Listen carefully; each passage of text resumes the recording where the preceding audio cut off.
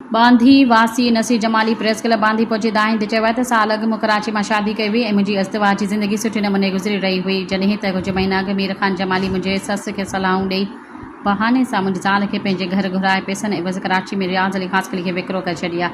ग़रीब आहियां, केर बि दहा नथो ॿुधे। आला अमलदार नोटिस वठे ऐं ज़ाल वापसि कराए ॾियनि।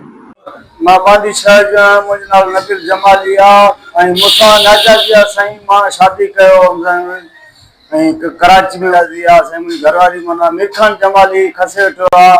मीर ख़ान जमाली खे मूं पंहिंजी ससु ॾिनमि, पोइ मूंसां माना ससु मुंहिंजी छा कयो, मुंहिंजी घरवारी मूंखां खसराए ऐं लख रुपयो मीर ख़ान जमाली खे खपायो आहे। ऐं मां सभु वॾे रंडे वियो आहियां, बांदी ते वियो आहियां। मां अपील इहो थो कयां साईं, मूंसां इंसाफ़ कयो वञे ऐं मुंहिंजो केरु ॿुधे बि नथो। साईं ख़ासकली साईं मोहम्मद अली रियाज़ ख़ासकली आहिनि, माना जमाली ॻोठ में वेठल आहिनि कराची में ऐं उन्हनि खां मां हिननि खपरायो आहे पैसो। साईं मूंखे 6 महीना साईं थी विया। मुंहिंजी घरवारी साईं मूंखां नाइजादी करे खसराए साईं। मां कोर्टनि ते साईं भरी भॼा, मुंहिंजी थाणनि ते भरी भॼा, केरु मुंहिंजी दाह बि न पियो ॿुधो। ख़ुदा कानी ॻाल्हि साईं हर शइ मौजूदु पियो आहे साईं, मूं लिखत पियल आहे साईं। 3 गवाह बि आहिनि, हर शइ लिखत पियल आहे साईं। मुंहिंजो सभिनीनि खे सॼी बांदी खे ख़बर आहे साईं।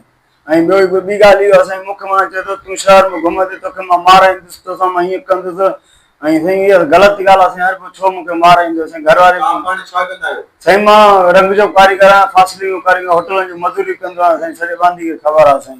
कमकार भी कंदो आहियां बाबा, पंहिंजी घरवारी खे खाराईंदो, पीआरींदो, हर शइ कपिड़ा लटा हर शइ ॾींदो हुउमि।